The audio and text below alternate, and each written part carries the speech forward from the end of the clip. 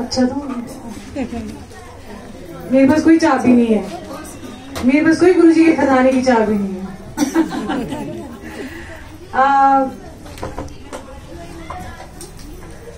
सो जय गुरुजी और बहुत सारा प्यार आप सबको और बहुत सारी मुस्कुराहट आपकी जिंदगी में। और क्या बोलूं, अब आज इतना रस आ गया ना, वो एक तो आरता करके बड़ा रस आया। कभी कभी हम विरले विरले कर लेते हैं, है ना, बट जो रस इसमें है, मतलब अगर आप कभी भी ध्यान से इसकी जिसको कहते हैं एक एक शब्द सुनोगे तो प्लीज आवाज नहीं करना जो भी बाहर है। इवन लंगर बांटते टाइम प्लीज आवाज नहीं करनी। ये बच्चों को ना लंगर खिला के बिठाई दो, चुपचाप बैठ जाएंगे, फिर बात ही नहीं करेंगे ना। थोड़ा थोड़ा दे दो उनको। ओके, सो एक एक अगर आप लाइन एक एक शब्द सुनोगे तो आपको महसूस होगा कि सच में एक ब्रह्मांड की आरती है। हम ब्रह्मांड की आरती क्यों है ये? सबसे पहले तो सारे गुरुओं ने अपनी गुरु नानक देव जी ने, इवन गुरु गोबिंद सिंह जी ने, इन सब ने अपनी, जब वो एक भाव निकला उनके अंदर से परमात्मा के लिए, और जो एक भाव, जब उनका कनेक्शन बना, जो दिल से उनकी एक आरती निकली, वो फिर हम सुनते हैं और वो वाइब्रेशन फील करते हैं। इसी तरह जितने भक्त हैं, चाहे कबीर दास हैं, इन्होंने अपनी अपनी आरती लिखी है, मतलब अपने परमात्मा को रिझाने का एक तरीका है। आरती भी जब आप करते हो तो एक रिझाने का तरीका होता है कि जब आप पूजा या पाठ में बैठते हो या कोई भी ध्यान में बैठते हो तो एंड में कुछ बोलते तो हो ना आप, तो वो जो आखिर में जो आप बोलते हो, वो आपकी जो अरदास होती है, जो आपके मुख से वचन निकलते हैं, वही आपकी आरती बन जाती है। वही आपका जिसको कहते हैं ना शुक्राना सा बनता है। तो आरती एक तरीके का शुक्राना है। सो आप इसको एक एक शब्द को सुनोगे और अपने अंदर लेके जाओगे ना, तो ही तो रस आएगा।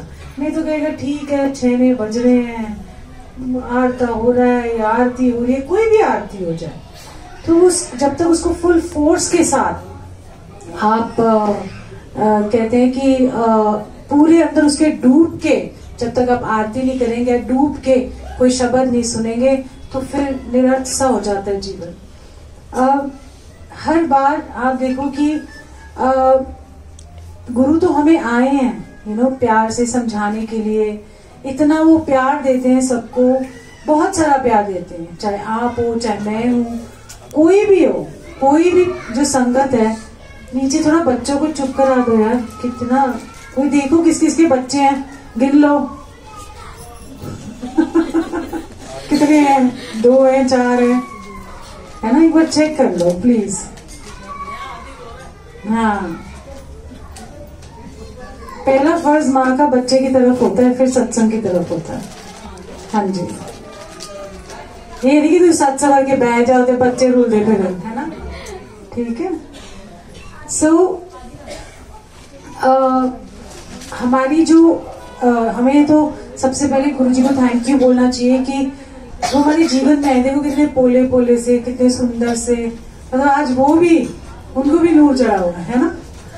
सो हर बार आवाज नहीं करनी, बिल्कुल अब बात नहीं करनी, प्लीज प्लीज। बाहर कौन है? सुनो अंकल जी, कोई बात ना करो बाहर, चलो प्लीज। ऐसे रोटी के लिए इशारे होते हैं, सब्जी के लिए इशारे होते हैं ना, हर तरीके के इशारे होते हैं। एंटेना डाउन हो जाता है जब भाव से सुनते हैं। सो जितना भी हम उनको थैंक यू बोले कि हमारी जिंदगी में आए हैं। और आप देखना कि जैसे होता है ना कि समुद्र की जो लहरें होती है ना, वो कितना भी उछाले, कुछ भी करें, हम वो एक एक लहर है उस समंदर की। तो कभी आते हैं, कभी चले जाते हैं, कभी उनमें समा जाते हैं, मतलब इतने सारे बड़े ओशन के अंदर। तो हम अपने आप को ये ना समझे, जो लहर है वो ये ना समझे कि मैं ही समंदर हूँ। जब हम उस समंदर में समाते हैं तो हमारा कोई वजूद नहीं रहता, हम उसके हो जाते हैं और हम उनके साथ एक मिक हो जाते हैं। तो जब आप ये एहसास करना शुरू करोगे, और ये गुरुजी ने हम सबको, ये नहीं कि सिर्फ मुझे या सबको, आप बैठ के देखना, जब आप बैठते हो सत्संग में तो आप देखोगे कभी कभी आपको लगता है कि जैसे आप ना गुरुजी के अंदर समा गए हो।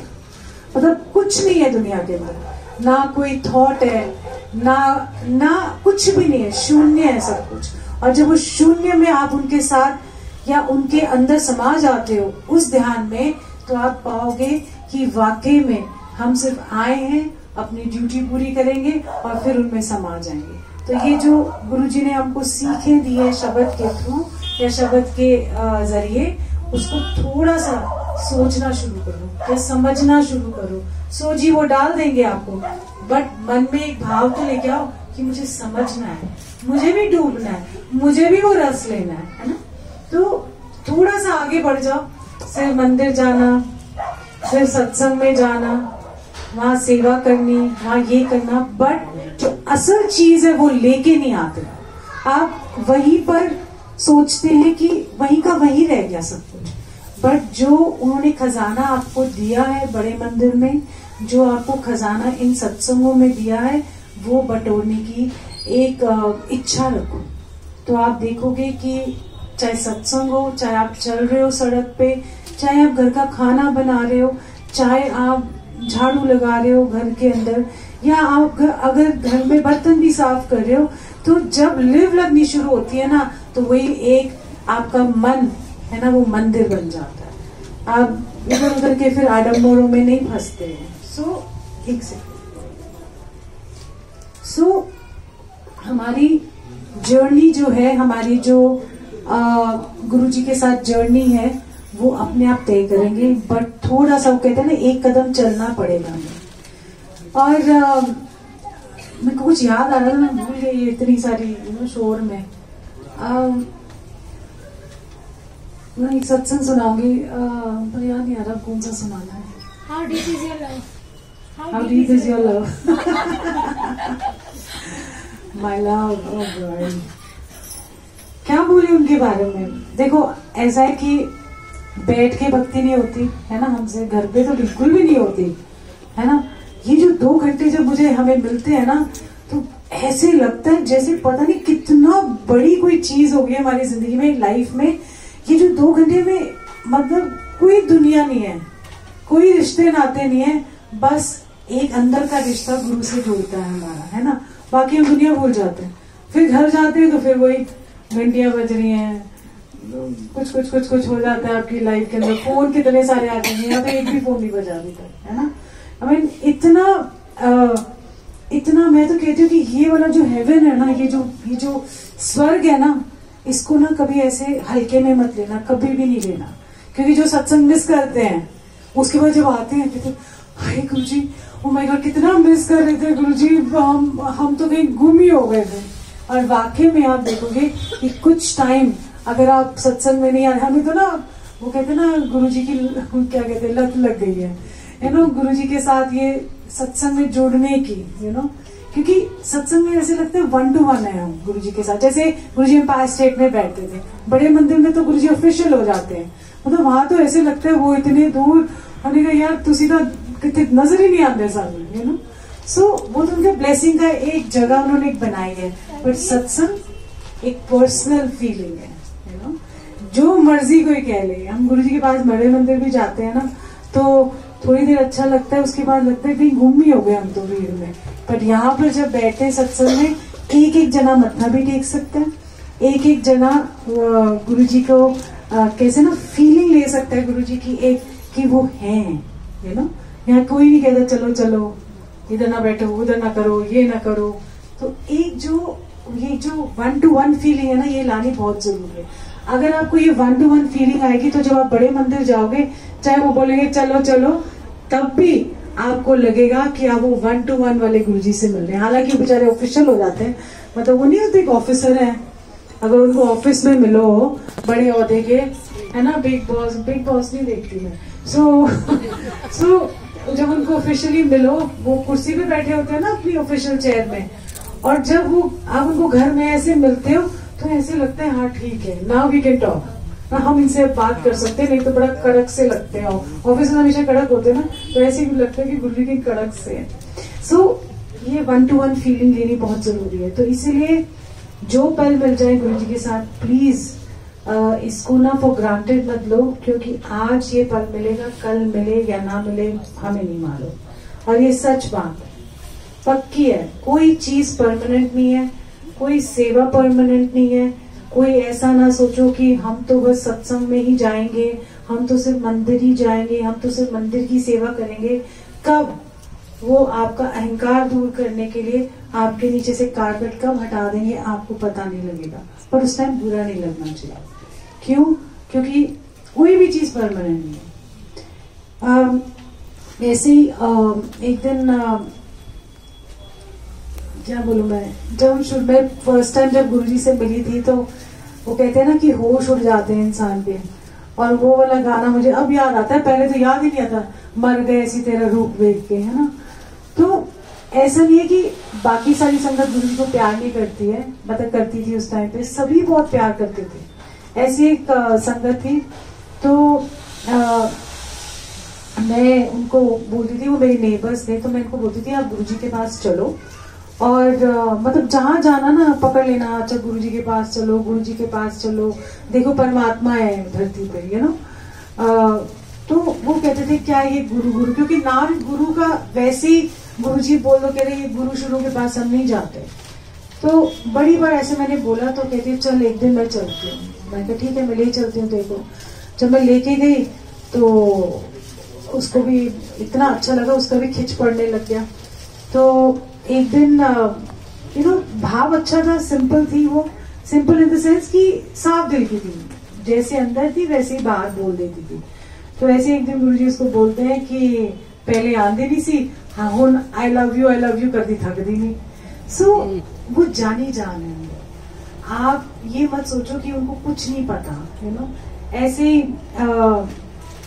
एक दिन मैं मन में सोच रही थी कि मैंने कहा मेरे पास ना गुरुजी की कोई छोटी फोटोग्राफ, मेरे पास फोटोग्राफ्स नहीं है बांटने के, क्योंकि तब कोई नहीं मिलती थी आपको।